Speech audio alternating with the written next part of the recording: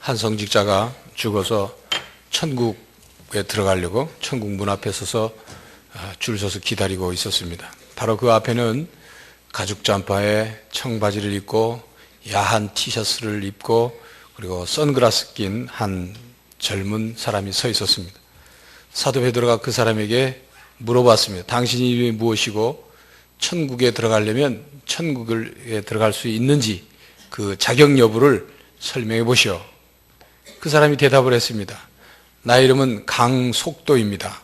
그리고 서울에서 총알택시를 운전하다 왔습니다. 베드로가 그 이름을 기록된 생명책에 뒤적거려 보니까 그 이름이 있어요. 베드로가 환하게 웃으면서 그 택시 운전사에게 비단옷과 또 금 지팡이를 짚고 천국으로 들어가라고 줬습니다. 그래서 그 운전사는 비단옷을 입고 금 지팡이를 짚고 천국으로 들어갔습니다. 그 다음에는 성직자 차례입니다. 베드로가 역시 말합니다. 당신이 무엇이고 천국에 들어갈 수 있는지 자격 여부를 설명해 보시오. 그 성직자가 우렁찬 목소리로 대답합니다. 나의 이름은 정직한입니다. 그리고 성마리아 교회의 주임 신부로 43년간이나 섬겼습니다. 베드로가 목록을 역시 살펴보더니 천국에 들어가시오. 그러면서 무명옷과 나무 지팡이를 주었습니다. 그것을 받으면서 이 성직자가 베드로에게 말했습니다. 잠깐만요. 아까 저 사람은 택시 운전사였는데 그 사람에게는 비단옷과 금지팡이를 주고 나는 성직자로서 43년간이나 내가 하나님을 섬겼는데 왜 무명옷과 나무지팡이를 줍니까? 이거 어떻게 잘못된 거 아닙니까? 따졌습니다. 베드로가 하는 말이 천국은 지상에서 심은 대로 거두는 데입니다. 아니 그래서 어떻단 말이요? 베드로가 설명합니다. 그대가 설교할 때는 사람들이 졸고 잠들었지만 저 총알택시가 운전할 때는 사람들이 간절히 기도했습니다. 그런 사람들을 기도하게 만든 사람과 졸고 잠들게 만든 사람 누가 더 상을 받아야 되겠습니까? 그랬다는 것입니다. 오늘은 기도에 대한 말씀입니다. 제가 무명옷을 입고 천국에 들어갈지 비단옷을 입고 들어갈지는 여러분들이 졸면 무명옷일 것이고 오늘 기도에 대한 말씀을 듣고 기도 생활을 열심히 하게 되면 제가 비단옷을 입게 될지. 지난주에는 말씀 묵상에 대한 말씀을 드렸습니다. 말씀 묵상, 말씀에 대한 생활은 우리 신앙생활의 가장 기초이면서 신앙생활의 중심 기둥입니다. 기도에 대한 것도 마찬가지입니다. 기도도 신앙생활의 기초이면서 중요한 중심 기둥입니다. 오늘 본문 말씀, 특별히 야곱을 통해서 우리의 기도 생활을 배우는 시간이 될 수 있기를 바랍니다. 야곱은 성경에 보면 욕심꾸러기였고 그리고 협잡꾼이었고 사기꾼이었고 비인격적인 그런 사람으로 나타납니다. 그는 형과 아버지를 속였고 그리고 그 속인 것 때문에 죽일 듯이 화가 난 형 에서의 보복을 피해서 멀리 외삼촌 라반의 집으로 도망갔습니다. 도망가서 보니 그 외삼촌 라반은 야곱보다 더 아주 까다롭고 욕심 많고 그런 사람이었습니다. 그 밑에서 외삼촌 라반의 거짓과 속임수를 당하면서 야곱은 호된 하나님의 훈련을 받게 됩니다. 야곱은 라반을 통해서 자기 모습을 본 거죠. 라반이라는 거울을 통해서 자기의 모습을 발견한 겁니다. 야곱 자기 삶 속에 얼마나 속물 근성이 있는지 추악하고 못된 모습이 있는지를 발견하고 서서히 변화되기 시작합니다. 하나님께서는 이와 같은 방법으로 우리를 훈련시키고 변화시키기도 합니다. 우리가 별로 내 마음에 들지 않는 사람, 별로 썩 그렇게 나를 기분 좋게 하지 않고 힘들게 만드는 사람을 통해서 우리 자신의 모습을 발견하게 하고 우리 자신의 모습에 속물스럽고 추악하고 더러운 모습들을 바꾸고 변화시켜 나가게 하는 것입니다. 첫째, 야곱은 위기를 만났습니다. 야곱은 외삼촌 라반의 집에 살다가 드디어 아버지 집으로 돌아오기로 결심을 합니다. 그런데 문제가 있습니다. 20년 전 자기 형을 속여서 장자권을 빼앗고 아버지와 형을 속여서 아버지의 축복을 가로챘던 바로 그것 때문에 형 에서가 복수의 칼을 갈고 있는 것입니다. 이 형이 너무나도 두려운 나머지 본문 말씀 앞에 9절부터 12절에 있는 내용을 보면 야곱이 하나님께 기도합니다. 이 문제를 좀 해결해 달라고 기도를 합니다. 그런데 야곱은 하나님께 기도를 하긴 했지만 그러나 하나님께 전적으로 믿고 맡기지 못하고 자기 방법으로 인간적인 방법을 동원해서 그 형의 복수를 보복하려고 하는 마음을 어떻게 해결해 보려고 합니다. 옛날 같으면 야곱이 형을 속이거나 거짓말을 해서 그런 어떤 문제들을 넘어가겠지만 이제는 야곱이 좀 변해서 자기의 인간적인 방법으로 형을 달래려고 이제 방법을 씁니다. 그래서 형한테 줄 뇌물을 여러 가지를 준비해서 사람들을 통해 먼저 보내죠. 그 뇌물을 받고 형 마음이 좀 누그러지도록 그렇게 하려는 것입니다. 그런데 그 형에게 뇌물을 갖다 준, 선물을 갖다 준 사람들의 돌아와서 한 보고 내용을 보니까 야곱은 자기의 기대와 계획이 다 무너져 내린 것을 깨닫게 됩니다. 형이 400명의 군대를 거느리고 야곱을 향해 지금 오고 있다는 것입니다. 400명의 군대. 여러분이 군대를 끌고 동생을 찾으러 만나러 오는 형, 어떤 마음이겠습니까? 군인들을 끌고 와가지고 야곱하고 자분자분 얘기하려고 군대를 끌고 오는 것이겠습니까? 아니면 야곱을 보호해 주려고 데리고 오는 것이겠습니까? 아닙니다. 야곱을 적으로 간주하고 야곱을 전쟁 치르듯이 죽이려고 지금 400명의 군대를 끌고 형 에서가 오고 있습니다. 야곱은 이제 더 이상 앞으로 갈 수 없습니다. 앞에는 형 에서가 군대를 끌고 오고 그렇다고 뒤로 돌아갈 수 없습니다. 뒤는 외삼촌 라반이 버티고 서 있고 앞뒤 아무데도 도망갈 수가 없습니다. 마치 애굽에서 나온 이스라엘 백성들이 앞에는 홍해바다요 뒤는 바로의 군사들이 쫓아오는 것과 같은 진퇴양난의 위기에 처해진 것입니다. 이제 야곱은 자신의 처세술이나 자신의 방법으로는 해결할 수 없는 막다른 골목에 이른 것입니다. 야곱은 이제 죽었구나. 그래도 일말의 기대를 하고 형의 마음을 어떻게 달랠 수 있을 거라, 선물을 갖다 주면, 뇌물을 갖다 주면 달랠 수 있을 거라 생각했는데 이제 난 죽었구나. 불안과 두려움과 절망이 야곱을 막다른 골목으로 몰고 갔습니다. 사방이 막힌 것 같았습니다. 도와줄 만한 것이 아무데도, 도움을 구할 데가 아무데도 없었습니다. 야곱은 그가 살아오면서 자기 혼자 힘으로 모든 것을 할 수 있다고 믿었습니다. 자기 혼자 힘으로 어떤 어려움이든지 잘 극복할 수 있다고 그렇게 믿고 자신하고 살아왔습니다. 그래서 필요하면 거짓말도 하고, 필요하면 속임수도 쓰고, 필요하면 모든 방법을 동원하기도 하고, 필요하면 자기에게 이익이 되는 것이라면 무엇이든지 욕심을 채우고 계획을 이루고 그렇게 살아왔어요. 세상적인 방법, 인간적인 수술을 다 동원해서 살았습니다. 그런데 그게 아무 소용이 없다는 사실을 깨닫게 된 거죠. 자기가 동원할 수 있는 방법, 술수 이런 것이 아무런 소용이 없다는 사실을 깨닫고 거기에 희망이 없다는 것을 깨닫게 된 것입니다. 우리 모두는 살아가면서 야곱이 겪는 이와 같은 문제들을 혹은 위기들을 만나게 됩니다. 해결해야 할 장애물을 만나고 극복해야 할 그런 고난과 시련을 만납니다. 때로는 슬픔으로, 때로는 외로움으로, 때로는 괴로움으로, 때로는 위기로 그걸 겪습니다. 그때 여러분들은 그것을 어떻게 해결해 나갑니까? 어떤 태도로, 어떤 방법으로 그 문제와 위기들을 해결해 나갑니까? 여러분, 사실보다 태도가 더 중요하다, 그런 말씀을 드렸습니다. 어떤 태도를 갖느냐에 따라서 문제 해결의 결과가 달라집니다.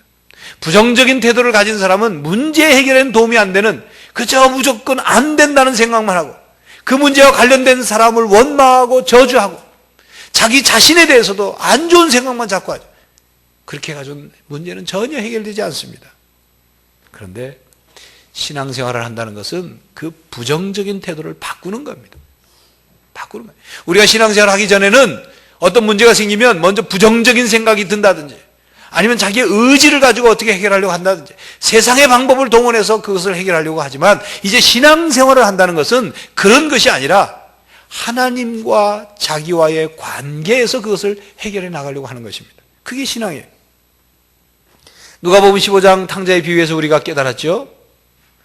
그 탕자는 자기가 처해져 있는 상황에서 자기의 능력이나 자기 환경이나 자기의 어떤 방법으로 도무지 해결할 수 있는 방법이 없어요. 아무런 도움을 줄 사람이 없어요. 그때 아버지를 생각하고 아버지께 돌아오면 길이 있다. 그처럼 우리도 신앙생활을 한다는 것은 하나님 아버지께 돌아오면, 하나님 아버지와 상의를 하면, 하나님 아버지와의 관계에서 문제를 해결할 수 있다고 믿는 것, 그런 태도를 갖는 게 바로 신앙입니다. 어떤 문제를 만나면 하나님을 먼저 생각하고 하나님께 도움을 구하는 방법을 찾는 것, 하나님께 다 가까이 나가서 하나님께 도움을 구하는 말을 내뱉는 것, 그게 신앙입니다. 그래서 둘째로 야곱은 위기 때 기도했습니다. 하나님께서는 우리의 문제를 해결할 수 있는 방법을 기도라는 방법으로 해결해 주십니다. 하나님께서 이런 위기를 통해서 야곱이 기도하도록 하셨어요. 기도하는 훈련을 하셨습니다. 하나님께서는 야곱을 훈련시키듯이 우리를 훈련시키기를 원하십니다. 우리가 어떤 문제를 만나고 위기를 만나고 시련을 만나는 것을 통해서 우리로 하여금 기도하게 하시고, 우리로 하여금 기도 훈련을 받게 하시고, 우리로 하여금 기도했을 때 하나님이 어떻게 은혜와 복을 주시는지를 경험하게 하십니다. 여러분, 기도는 하나님과의 대화라 그렇게 말하죠. 하나님과 전화통화하는 거다. 기도하는 건 하나님과 전화통화. 내가 말하고 하나님 또 말씀하고, 그렇게 설명합니다. 하나님께서는 우리의 문제와 위기를 하나님과 상의하기를 원하셔요. 우리가 하나님께 대화하기를 원하십니다. 하나님께 기도하기를 기다리고 계십니다. 요즘 휴대폰과 기도를 비교해서 써놓은 재미있는 글이 있어서 소개하려고 합니다. 마치 기도가 전화하는, 휴대폰으로 전화하는 것 같기 때문이죠. 휴대폰은 잘 해봐야 한 달에 200분 정도, 200분, 2시간 정도가 무료 통화 제공이 되는데, 서비스가 되는데, 기도는 한 번 개통하면, 한 번 가입하면 평생 통화합니다. 무료 통화. 휴대폰은 어디서는 잘 터지고 어디서는 안 터지고, 공공장소에서 어떤 다른 사람들이 모인 중요한 장소에서는 그 통화를 할 수 없지만, 기도는 때와 장소를 가리지 않고 할 수 있어요. 남들이 보든 안 보든 속으로 얼마든지 하나님과 통화할 수 있어요. 또한 기도의 내용, 휴대폰의 사용 내역은 통신회사의 기록이 남지만 기도의 사용 내역은 하늘나라의 기록이 남습니다. 교회 여러분, 하나님과 통화 많이 하는 여러분들 되시기를 바랍니다. 여러분들이 이제 하루 일과를 마치고 아무도 없는 자기 집에, 캄캄한 자기 집에 들어가게 되면 불이 켜져 있지 않기 때문에 캄캄하지 않습니까? 근데 그 캄캄한 집을 불을 밝히려면 전기불을 켜야 되죠. 전기불을 켜려면 스위치를 켜야 됩니다. 그 스위치가, 우리 집에는 이 전선줄이 다 배선이 돼서 손이 닿는 곳에 스위치가 있어요. 그러나 스위치를 켜지 않으면 불은 들어오지 않습니다. 여러분, 아무리 비싸고 아주 좋은 가전제품을 샀어도 전기 코드를 콘센트에 꼽지 않으면 가전제품은 돌아가지 않습니다. 사용 못해요. 기도도 마찬가지입니다. 하나님은 온 우주에 충만히 계시고 우리 곁에 계시고 우리 안에 계시고 하나님의 능력은 충만하지만 우리가 기도의 스위치를 올리지 않으면, 기도의 코드를 하나님께 꽂지 않으면 아무 일도 일어나지 않아요. 우리 삶에, 우리 마음의 어두움은 물러가지 않습니다. 하나님의 능력이 우리 안에 역사하지 않습니다. 그런데 많은 사람들은 기도하지 않으면서, 기도의 스위치를 켜지 않으면서 왜 내 삶의 어둠이 물러가지 않냐고 푸념합니다. 기도의 콘센트를 하나님께, 기도의 코드를 하나님의 콘센트에 꽂지 않으면서 하나님께서 나에게 은혜를 베푸시지 않는다고 불평합니다. 하나님이 나를 도와주시지 않는다고 의심합니다. 하나님이 나에게 관심이 없다고, 나에게 능력을 행하지 않는다고 어리석은 얘기를 합니다. 야곱은 많은 삶의 우여곡절을 통해서 하나님께 기도하는, 그 기도의 스위치를 올리는 법을 알았어요. 하나님께 기도의 코드를 꼽으면 된다는 것을 그는 깨달았습니다. 그래서 밤을 새워서 하나님의 사자와 씨름을 하며 기도를 합니다. 기도만이 자신의 위기를 해결할 수 있는 방법임을 알았던 것입니다. 그는 씨름하면서 그의 몸과 마음과 말로 기도를 하고 있는 것입니다.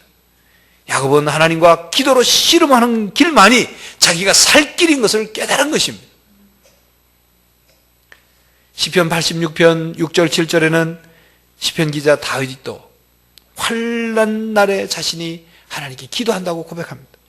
여호와여 나의 기도에 귀를 기울이시고 나의 간구하는 소리를 들으소서. 나의 환난 날에 내가 주께 부르짖으리니 주께서 내게 응답하시리라. 교회 여러분 삶 속에 문제를 만났습니까? 기도의 스위치를 켜십시오. 기도의 코드를 꽂으십시오. 지금 당장 문제를 만나지 않았을지라도 기도로 여러분들의 미래를, 여러분의 삶을 준비하는 그런 교우들이 되시기를 바랍니다.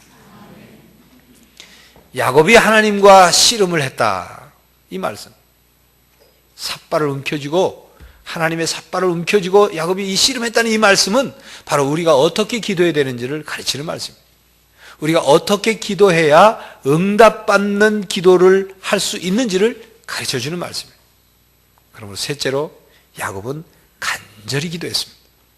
자신이 처해진 절박한 상황에서 간절히 기도했습니다. 야곱의 기도가 이루어질 수 있었던 것은 야곱이 간절히 기도했기 때문입니다.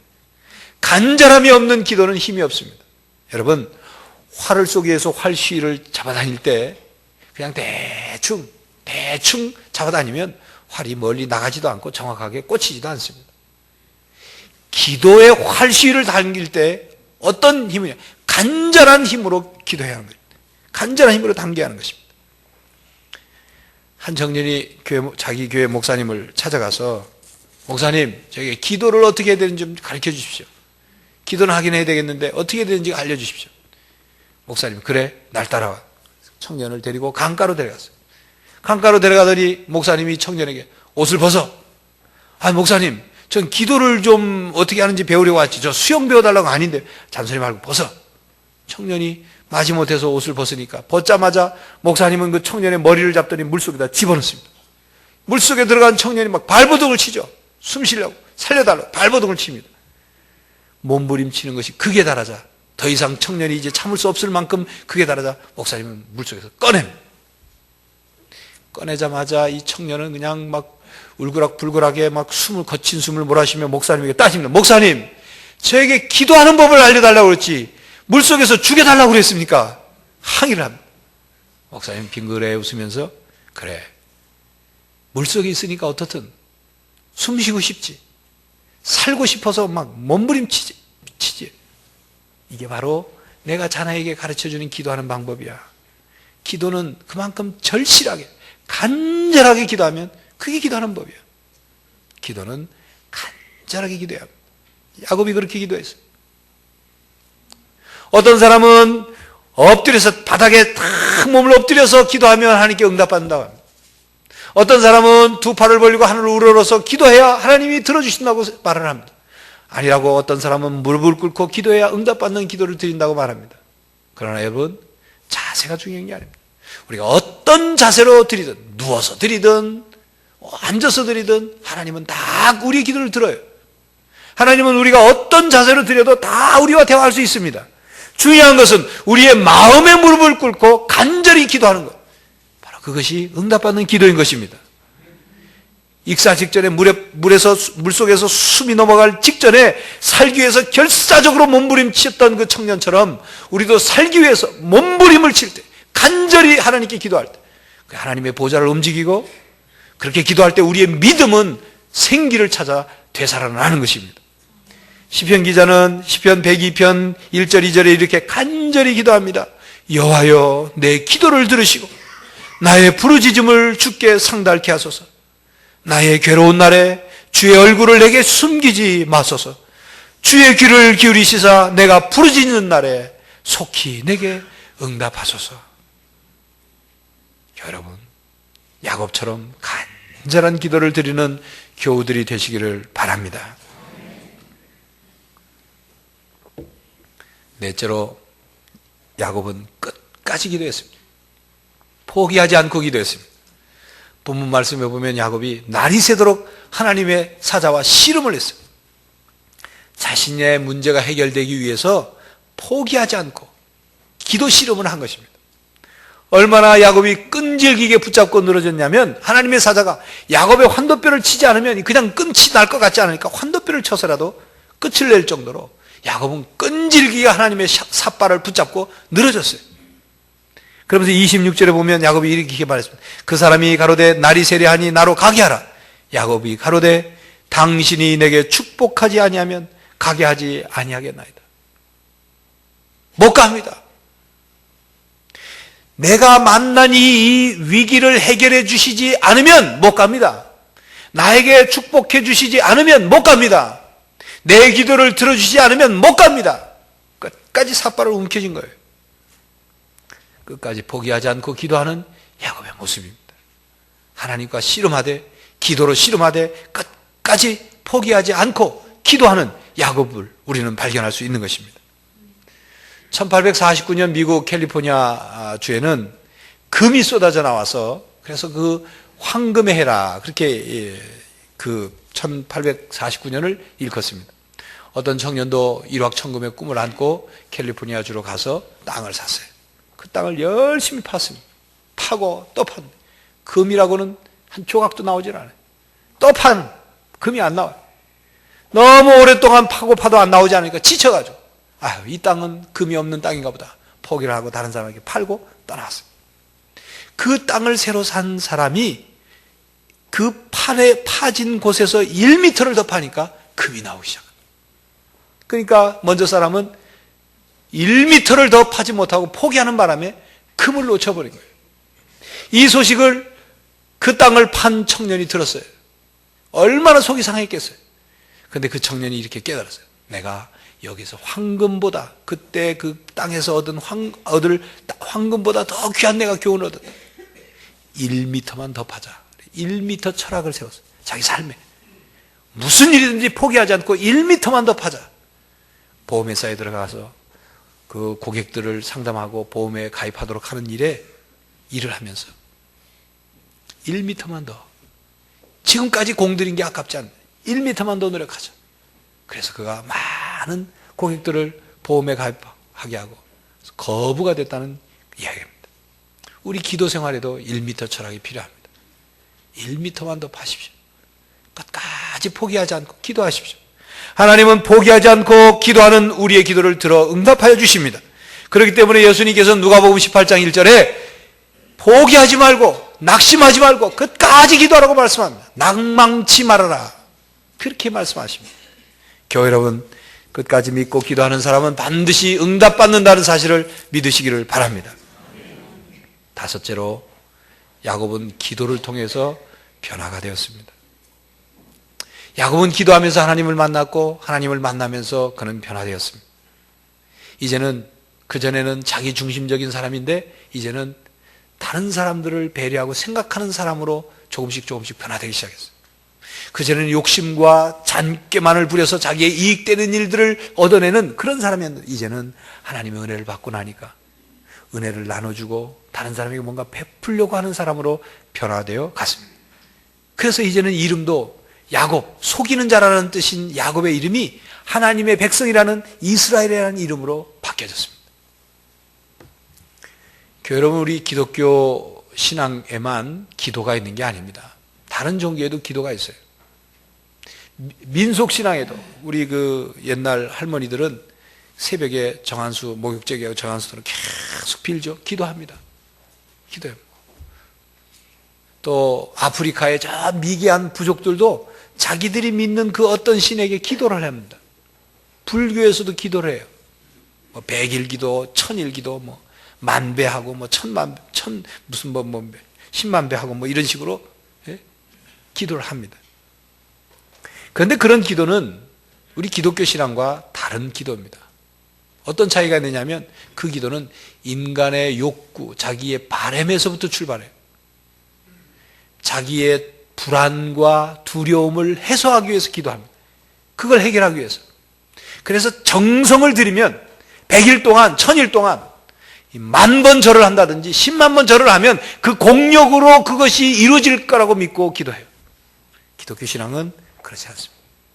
기독교 신앙은 하나님에서부터 출발해요. 하나님과의 관계에서부터 출발해요. 하나님과의 관계가 하나님의 자녀가 되지 않은 사람이 기도한 것을 하나님 들어주시지 않습니다. 하나님과 관계를 맺고 하나님이 어떤 분이신지를 알고 믿는 사람만이 하나님께 기도할 수 있어요. 하나님을 만나고 하나님께 기도하면서, 즉 하나님과 대화하면서 그냥 우리의 요구만을 하나님이 들어주신 것이 아니라 하나님이 원하시는 기도는 그 기도를 통해서 우리의 삶이 변화되는 거예요. 하나님과 기도하면서 하나님의 뜻을 생각하고 뜻에 우리를 맞춰가는 거예요. 그래 변화가 되는 거예요. 인격적이신 주님을 만나면서 우리의 인격이 변화되는 것입니다. 그러므로 기도 생활을 제대로 하는 사람은 인격이 변화됩니다. 기도 생활을 제대로 하면 신앙과 영성이 변화되기 시작합니다. 그래서 기도의 수준은 영적 성장의 수준이다, 그렇게 말합니다. 기도의 수준을 3가지 정도로 구분할 수 있습니다. 하나는 어린아이의 기도 수준이에요. 갓난아이의 기도 수준. 물질과 보이는 것만을 구하는 기도예요. 갓난아이가 배고플 때, 쌌을 때, 아플 때, 이럴 때 울음소리를 내면 부모가 달려와서 젖을 주거나 혹은 기저귀를 갈아주거나 하죠. 금방금방 응답이 와요.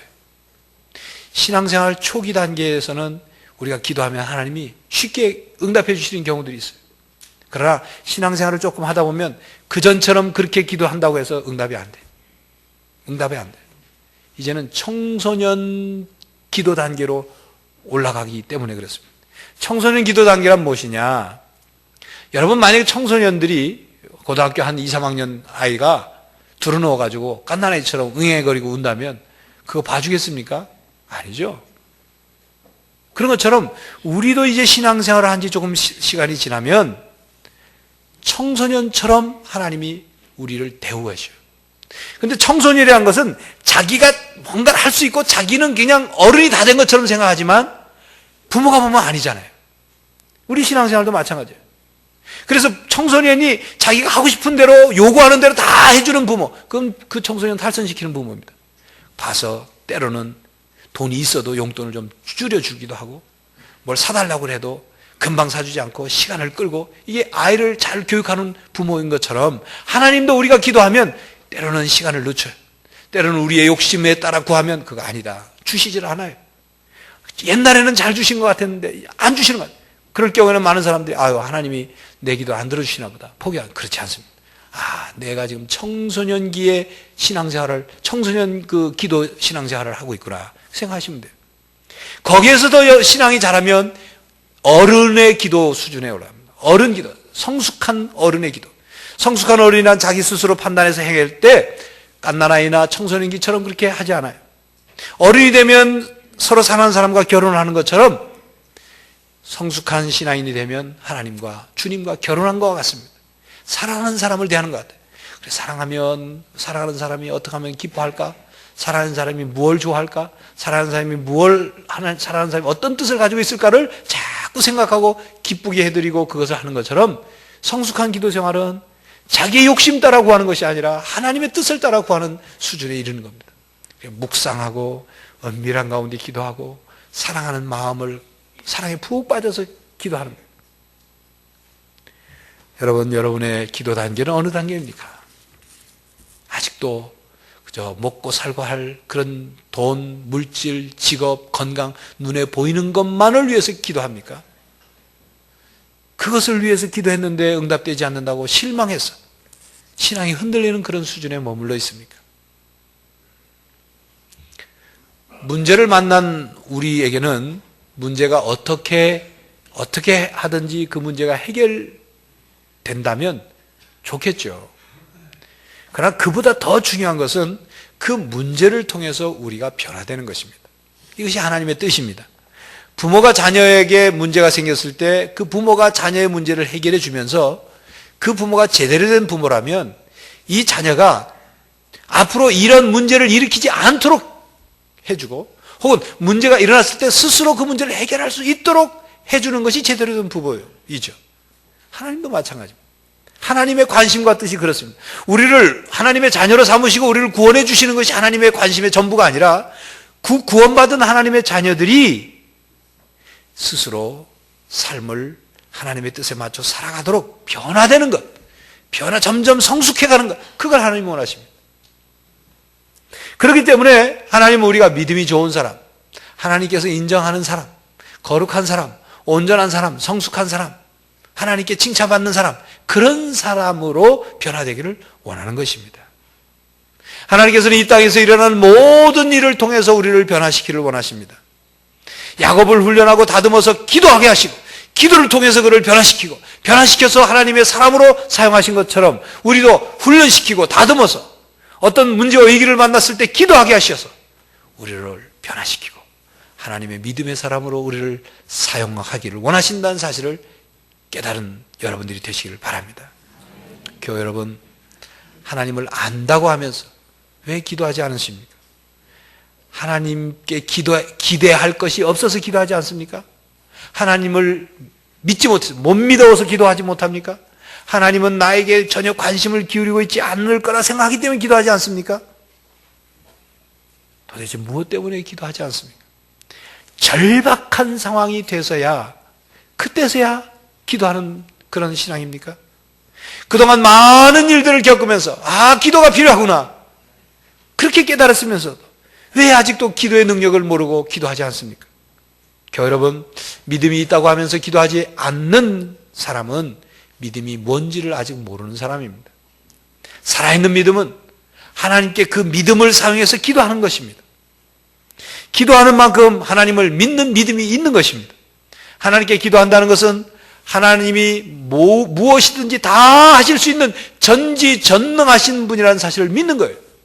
기도한다는 것은 하나님을 하나님으로 인정하는 것이고 내가 할 수 있는 방법과 능력이 아무 소용없고 하나님께만 능력이 있다는 사실을 인정하고 겸손히 무릎을 꿇는 거예요. 그게 기도입니다. 그러므로 믿지 않으면서 어찌 기도할 수 있습니까? 믿는다고 하면서 어찌 기도하지 않을 수 있겠습니까? 교회 여러분, 오늘도 하나님께서는 믿음으로 간절히 기도하는 사람들을 찾으십니다. 그 사람들에게 복을 주시려고 준비하고 계십니다. 그 은혜와 복을 받는 여러분들이 되시기를 바랍니다. 오늘은 총회에서 정한 남선교회 주일입니다. 남선교회 주일을 왜 정했겠습니까? 교회 안의 남성들이 바른 신앙으로 하나님을 위해서 바른 일을 해라, 그런 뜻이죠. 그렇다면 기도해야 합니다. 기도하는 남성이 되어야 합니다. 무릎 꿇는 남성이 되어야 합니다. 기도를 통해서 변화되는 남성이 되어야 합니다. 하나님과 씨름함으로, 기도의 씨름을 함으로 일들을 이뤄가는 그런 남성이 되어야 하는 것입니다. 교회 안의 모든 남성과 여성, 모든 성도 여러분, 내일부터는 우리 사순절 특별 새벽 기도회가 시작됩니다. 기도합시다. 하나님의 은혜를 구합시다. 기도의 신앙을 회복합시다. 여러분들의 삶에 해결해야 할 문제가 무엇이 있습니까? 여러분들이 극복해야 할 위기와 시련이 무엇입니까? 여러분들에게 어떤 도움이 필요합니까? 교회 여러분, 야곱의 씨름하는 기도를 기억하십시오. 그 기도를 본받으십시오. 간절히 끝까지 기도하십시오.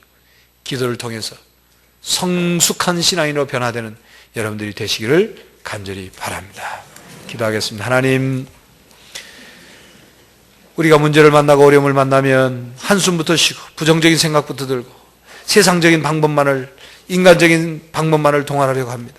하나님, 믿음을 주셨고 기도하는 방법을 알려주셨사오니 하나님, 이제는 하나님 붙잡고 하나님과 씨름하면서 살아가게 하여 주시옵소서.